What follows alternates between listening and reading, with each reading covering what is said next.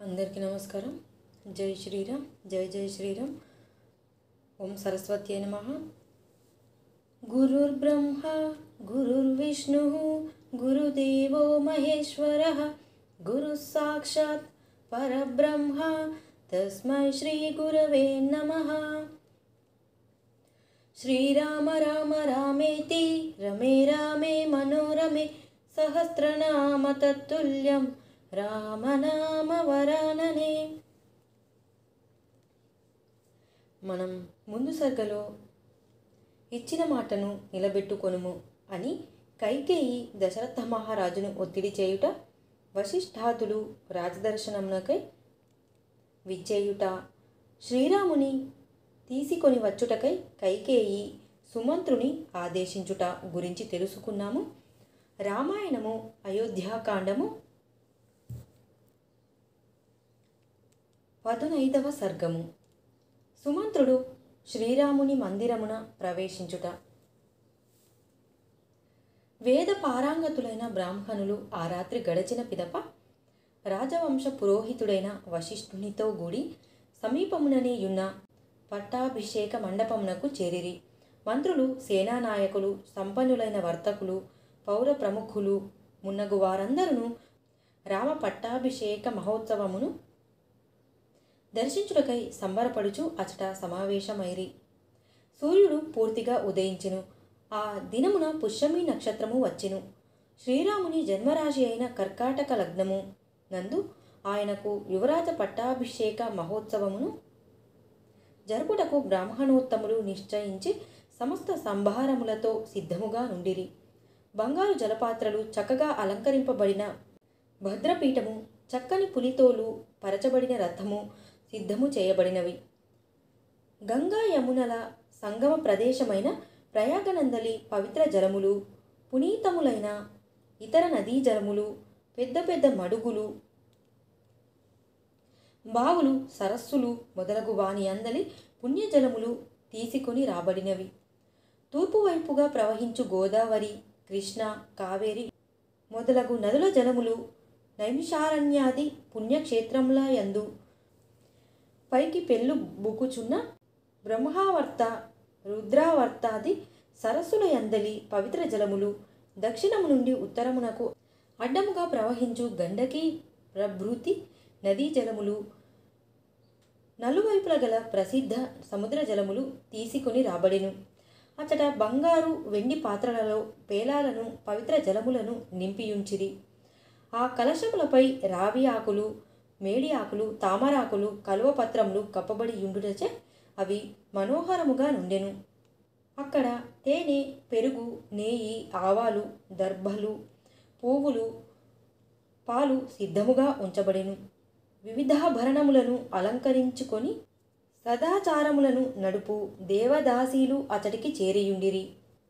రాముని కొరకై శ్రేష్టమైన వింజామరము సిద్ధముగా ఉంచబడినది.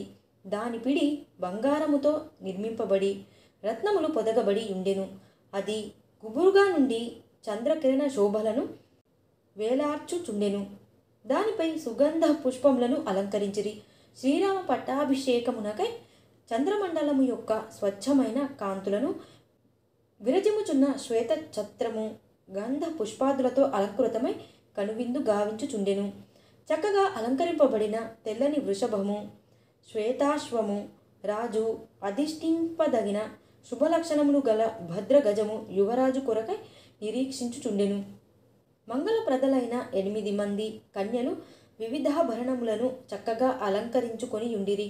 సకల వాద్యములను సిద్ధముగా ఉండెను. వంది మాగాదులు మొదలగు వారు సర్వసన్నద్ధులై యుండిరి.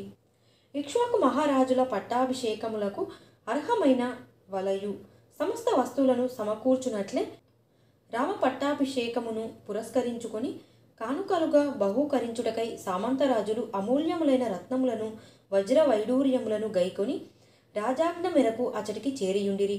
కానీ వారు రాజుగారిని గానక నివ్వెరపడుచు మన రాకను గూర్చి మహారాజు గారికి ఎవరు తెలుపుదురు అని తమలో తాము అనుకొనసాగిరి. సూర్యోదయము మాత్రము అయినది కానీ ఇంతవరకును మహారాజు గారి దర్శనము లేదు. బుద్ధిమంతుడైన శ్రీరాముని యొక్క యువరాజ పట్టాభిషేకమునకు తగిన సన్నాహములు పూర్తి అయినవి అని అనుకొనుచున్న సమస్త సార్వభౌములతో సామంత రాజులతో రాజుగారి అంతరంగికుడైన సుమంత్రుడు ఇట్లు నుడివెను. మహారాజుగారి ఆదేశానుసారము శ్రీరాముని గొనివచ్చుటకై నేను శీఘ్రముగా వెళ్ళుచున్నాను. మీరందరూ దశరథుల వారిని, అందున విశేషముగా శ్రీరామునకును గౌరవార్హులు, ఆయుష్మంతులైన మీరు స్వయముగా రాజుగారి క్షేమ సమాచారములను గూర్చి అడిగినట్లుగా ఆయన పూర్తిగా మేల్కొనిన పిదప తెలిపెదను. మరియు ఆయన ఇచటికి రాకుండాకు గల కారణమును కూడా అడిగి తెలిసి కొందును. సామంతరాజుల వృత్తాంతములను సాంగోపాంగముగా నెరింగిన సుమంత్రుడు ఈ విధముగా పలికి అంతఃపుర ద్వారము కడకు మరలి వచ్చి తనకు ఎప్పుడునూ అడ్డులేని ఆ భవనములో ప్రవేశించెను. పిమ్మట అతడు ఆ మహారాజు యొక్క వంశావళిని కీర్తించెను. క్రమముగా ఆయన శయన మందిరమునకు చేరి అచల నిలచెను. అనంతరము ఆ మందిరంలోని సెజ్జకు చేరువుగానున్న తెరను సమీపించి అతడు గుణగణ ప్రశంసలతో కూడిన ఆశీస్సులతో దశరథుని ప్రస్తుతించెను. ఓ కాకుత్స్థ, సూర్యచంద్రులు, పరమశివుడు, కుబేరుడు, వరుణుడు, అగ్ని, ఇంద్రుడు నీకు విజయంను ప్రసాదింతురుగాక. సుఖశాంతులను గూర్చునట్టి రాత్రి గడచినది. మీ ఆదేశానుసారము చేయవలసిన విధులన్నింటినీ మేము ఆచరించితిమి. ఓ మహారాజా, మేల్కొనుడు, అనంతర కార్యములను నిర్వర్తింపుడు. ఓ రాజా, బ్రాహ్మణులను, సైనిక ప్రముఖులను, వ్యాపారులను విచ్చేసిరి. మీ దర్శనమునకై నిరీక్షించుచున్నారు కనుక దయతో మేల్కొనుడు. రాజ్యతంత్రమును గూర్చిన ఆలోచనలలో సమర్థుడైన సుమంత్రుడు కావించిన స్థుతులను గ్రహించి దశరథుడు ఆ సుమంత్రునితో ఇట్లు పలికెను. ఓ సూతుడా, శ్రీరాముని ఇచ్చడికి తీసుకొని రమ్ము అని నేను ఇంతకుముందు చెప్పియుంటిని గదా. అతడు నా ఆజ్ఞను ఎలా ఉల్లంఘించుచున్నాడు అని రాజు తనలో తాను తర్కించుకొనెను. నేను నిద్రించుట లేదు. శ్రీరాముని ఇచ్చడికి త్వరగా పీల్చుకొని రమ్ము అని మహారాజు మరలా సూతుని ఆజ్ఞాపించెను. అప్పుడా సుమంత్రుడు రాజాజ్ఞను తలదాల్చి ఆయనకు శిరసు వంచి నమస్కరించెను. గొప్ప శుభకార్యము జరగబోవుచున్నదని తలంచుచు ఆ రాజభవనము నుండి అతడు బయలుదేరెను. రాజభక్తి తత్పరుడైన సుమంత్రుడు ధ్వజ పతాకములతో శోభిల్లుచున్న రాజమార్గమును జూచుచు సంతుష్టాంతరంగుడై వెంటనే శ్రీరాముని భవనమునకు బయలుదేరెను. ఆ రథసారథి మార్గమున సాగిపోవచ్చు అక్కడక్కడ ప్రజలు అందరూ శ్రీరాముని గూర్చియు రామ పట్టాభిషేకమును గురించియు ఉగ్గడించుకొనుచున్న కథలను గాథలను సంతోషముతో వినెను. అనంతరము సుమంత్రుడు కైలాస శిఖరము వలె కాంతులను విరజిమ్ముచు ఇంద్రభవనము వలె సుశోభితమై మనోహరముగానున్న శ్రీరాముని అంతఃపురమును దర్శించెను. ఆ భవనమునకు గొప్ప ద్వారములు అమర్చబడినవి. అసంఖ్యాకములైన వేదికలు అందు శోభిల్లుచున్నవి.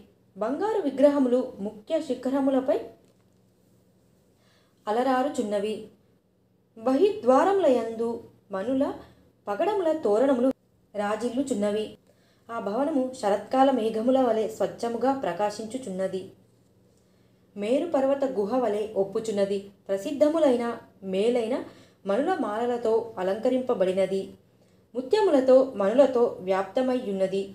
చందనములతో అగరు ధూపములతో గుబాలించుచున్నది.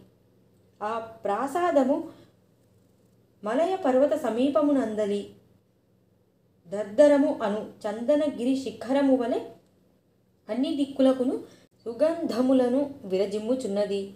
బెగ్గురు పక్షల కలరవములు, నిమల్ల క్రేంకారములు ఆ భవన వైభవమును ఇనుమడింపజేయుచుండెను. బంగారము, వెండి, మున్నగు ధాతువులచే చక్కగా శ్రద్ధతో నిర్మింపబడిన కృత్రిమ హరినామముల స్వరూపములతో అది నిండియుండెను. గోడల మీదను స్తంభముల పైనను అందమైన నగిశీలు చెక్కబడి ఉండెను. ఆ భవనము తన ఉత్కృష్ట శోభలతో సమస్త ప్రాణుల మనస్సులను ఆకర్షించుచు చూడముచ్చట గొల్పుచుండెను. సూర్యచంద్ర తేజస్సులతో విరాజిల్లుచు అది కుబేర భవనమును మరపించుచుండెను. అది దేవేంద్ర భవనము వలె మెరిసిపోవుచుండెను. వివిధ జాతి పక్షుల కలరవములతో మనోహరముగా నుండెను. మేరు శిఖరము వలె సమున్నతమై ఒప్పుచున్న ఆ శ్రీరాముని భవనమును సుమంత్రుడు కన్నులారా గాంచెను. పెక్కుమంది ప్రజలు ఆ భవన సమీపమున గుంపులుగా చేరి చేతులు మోడ్చియుండిరి. కానుకలను గొనివచ్చిన పల్లె ప్రజలతో ఆ ప్రదేశము అంతయును క్రిక్కిరిసి యుండెను.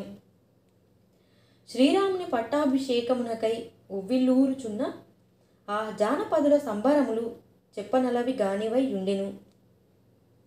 ఆ ప్రాసాదము మహామేఘ సదృశమై సమున్నతమై మేలైన రత్నకాంతులతో శోభిల్లుచుండెను. ఆ ప్రదేశమున గూనివారును చిన్న చిన్న శరీరములు గలవారును చేరియుండిరి. సుమంత్రుని రథమునకు చక్కని గుర్రములు పూంచబడి యుండెను. ఆ రథము యొక్క పైకప్పు మనోజ్ఞముగా నుండెను. అట్టి రథము పైనెక్కి ఆ సారథి శ్రీరామ భవనమునకు వెళ్ళుచు రాజమార్గమున గల ప్రజలను సంతోషముతో చూచుచు అచ్చట చేరిన వారి మనస్సులను రంజింపజేసెను. నరశ్రేష్ఠుడైన శ్రీరాముని యొక్క భవనము మహదైశ్వర్య సంపన్నమైన దేవేంద్ర భవనమును తలపించుచుండెను. ప్రాంగణమునందలి లేళ్ల సంచారములు నెమల నృత్య భంగిమలు కనువిందు గావించుచుండెను. అట్టి భవనమును సమీపించి సుమంత్రుడు దాని అందచందములకు ముగ్ధుడయ్యెను. ఆ ప్రాసాదమునందలి కక్షలు లోపలి భాగములు చక్కగా అలంకృతములై కైలాస శిఖరముల వలె ఉన్నతములై స్వర్గభవనముల వలె ఆకర్షణీయములై యుండెను. సుమంత్రుడు ఆ కక్షలలో ప్రవేశించి ముందునకు సాగుచు రామునకు ప్రీతి పాత్రులై ఆయననే స్మరించుచున్న అచటి ప్రజలను అధిగమించుచు తిన్నగా అంతఃపురమును సమీపించెను. ప్రజలెల్లరూ శ్రీరామ పట్టాభిషేక సందర్భమును పురస్కరించుకొని మానవాళికిని రాజకుమారుడైన శ్రీరామునకును శుభ పరంపరలను గోరుచు సంతోషకరములైన వచనములను పలుకుచుండిరి. సుమంత్రుడు ఆ శుభ ప్రసంగములను విని సంతోషంతో పొంగిపోయెను. అంతటా సుమంత్రుడు మహేంద్రుని ప్రాసాదముతో తుల్యమై రమ్యమైన శ్రీరామ భవనమును దర్శించెను. అచట లేళ్ళు పక్షులు విహరించుచుండెను. అది మేరు శిఖరము వలె ఉన్నతమై కాంతులను విరజిమ్ముచుండెను. అసంఖ్యాకులైన గ్రామీణ జనులు కానుకలను తీసుకొని వచ్చిరి. వారు తమ వాహనములను దూరముగా వదిలి ద్వార సమీపమునకు చేరి అంజలి ఘటించి శ్రీరామ దర్శనమునకై వేచియుండిరి. వారి కోలాహలములతో నిండిన ఆ ద్వార మార్గమును సుమంత్రుడు గాంచెను. అచట సుమంత్రుడు శ్రీరాముడు అధిష్ఠించునట్టి శత్రుంజయము అను పేరు గల భద్రగజమును దర్శించెను.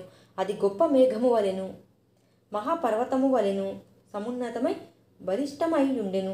అది మదధారలను స్రవింపజేయుచుండెను. అంకుశమునకును లొంగనిదై మహాకాయ శోభితమైన ఆ శత్రుంజయము దర్శనీయముగా నుండెను. రథాశ్వ గజ బలములతో గూడిన వారే చక్కగా అలంకరించుకొని యున్న అమాత్య ముఖ్యులు అచ్చట చేరియుండిరి. రాజునకు ప్రీతిపాత్రులైన ప్రముఖులను వారితో గూడియుండిరి. సుమంత్రుడు వారినందరినీ అధిగమించి అంతఃపురమున ప్రవేశించెను. ఆ అంతఃపురము సర్వసంపదలతో తులతూగుచుండెను. ఆ శ్రీరామచంద్రుని అంతఃపురము పర్వత శిఖరములతో తుల్యమై నిశ్చలముగానున్న మేఘము వలె అలరారుచుండెను. అది పెక్కు భవన సమూహములతో గూడియుండెను. అట్టి ఆ అంతఃపురమున సుమంత్రుడు రత్నాకరమైన సముద్రమున ముసలి వలె అడ్డులేనివాడే ప్రవేశించెను. వాల్మీకి మహర్షి విరచితమై ఆదికావ్యమైన శ్రీమద్ రామాయణం నందలి అయోధ్యాకాండమునందు 15వ సర్గము సమాప్తము. ధన్యవాదాలు.